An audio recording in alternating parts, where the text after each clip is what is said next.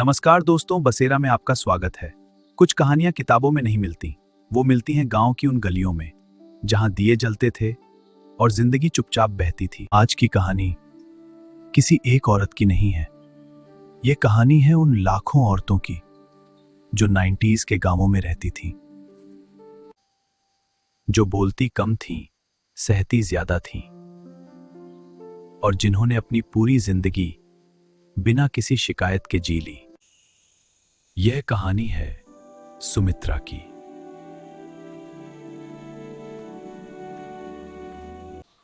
राजस्थान के एक छोटे से गांव में नाम था रामपुरा, जहां सुबह सूरज से पहले चूल्हे की आग जलती थी। वहां एक घर था, पुराना, बड़ा, मिट्टी और पत्थर से बना। उस घर में रहते थे शर्मा परिवार। सास कमला देवी कड़क सख्त, ससुर रामलाल जी चुप रहने वाले, देवर छोटू 16 साल का नटखट और पति महेश सीधा सादा इंसान। इस घर में आई थी सुमित्रा।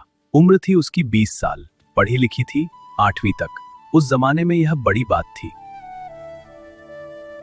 शादी के पहले दिन से ही सुमित्रा ने एक बात समझ ली थी,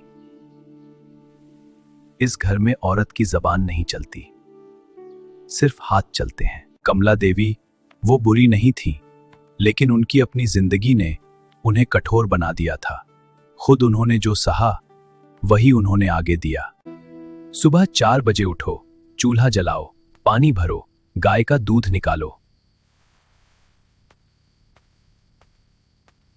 सबके लिए नाश्ता बनाओ, खेत का खाना बनाओ, घर की सफाई, दोपहर का खाना, फिर बर्तन, फिर शाम का खाना और रात को सबके सो जाने के बाद अकेले बैठकर आंसू पोंछो। यही थी सुमित्रा की दिनचर्या। लेकिन उसने कभी शिकायत नहीं की, एक बार भी नहीं। शादी के 2 साल बाद एक रात अचानक महेश को तेज बुखार आया। उस जमाने में गांव में डॉक्टर नहीं था। नजदीकी शहर 15 किलोमीटर दूर था। रात के 2 बज रहे थे। कमला देवी घबरा गईं। रामलाल जी के हाथ पांव फूल गए। सुमित्रा ने अदरक, तुलसी, काली मिर्च का एक काढ़ा बनाया। महेश को पिलाया।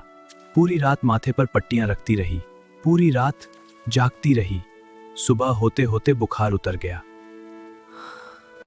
कमला देवी ने देखा, कुछ बोली नहीं, लेकिन उस दिन पहली बार उन्होंने सुमित्रा को खुद अपने हाथों से खाना परोसा। लेकिन असली परीक्षा तो आगे थी। शादी के 3रे साल रामलाल जी के बड़े भाई जेठ जी अचानक गांव आए और उनके साथ आई एक बड़ी मुसीबत, पुरानी जमीन का झगड़ा। दादाजी के जमाने के खेत पर जेठ जी का दावा था। रामलाल जी के पास पैसे नहीं थे, वकील करने की औकात नहीं थी। घर में रोज लड़ाई होने लगी। सब परेशान थे। और सुमित्रा सुन रही थी, समझ रही थी, सोच रही थी। उसे पता था इस झगड़े का हल कहां है, बस किसी को देखना नहीं था। दोस्तों, सुमित्रा की एक आदत थी, शादी के बाद से ही, एक राज जो किसी को नहीं पता था। जब भी कोई त्योहार होता, जब भी कोई रिश्तेदार कुछ देता, जब भी महेश पैसे लाते, सुमित्रा थोड़ा थोड़ा बचाती। 5 रुपए, 10 रुपए, कभी कभी 2 रुपए। वो पैसे वो उस पुरानी ट्रंक में रखती, एक पुरानी साड़ी में लपेटकर। किसी को पता नहीं था, महेश को भी नहीं। 3 साल में उसने बचाए थे 1200 रुपए।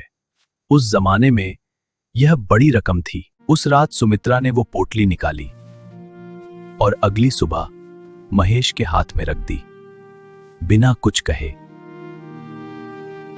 महेश, यह लो। यह कहां से? इतना सारा?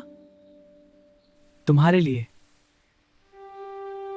महेश ने जब वो पोटली खोली, उसकी आंखें भर आईं।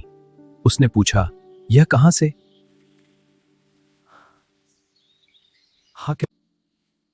3 साल से रख रही थी। पता था एक दिन काम आएंगे।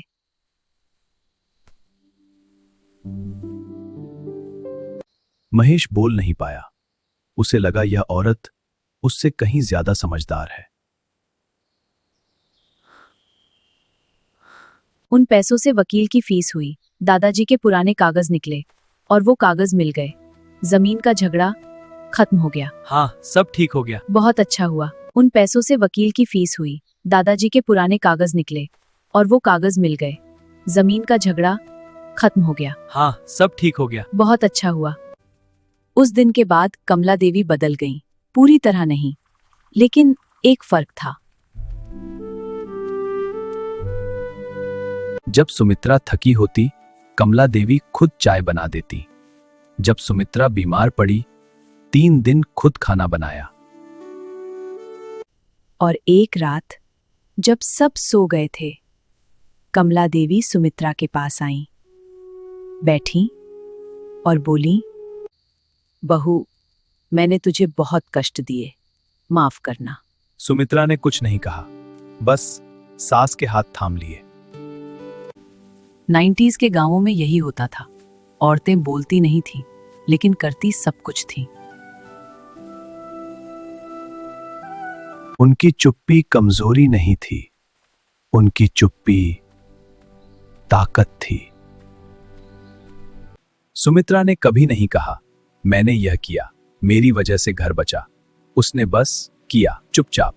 सुमित्रा, आ जाओ। हाँ, आ गई। बिना किसी उम्मीद के।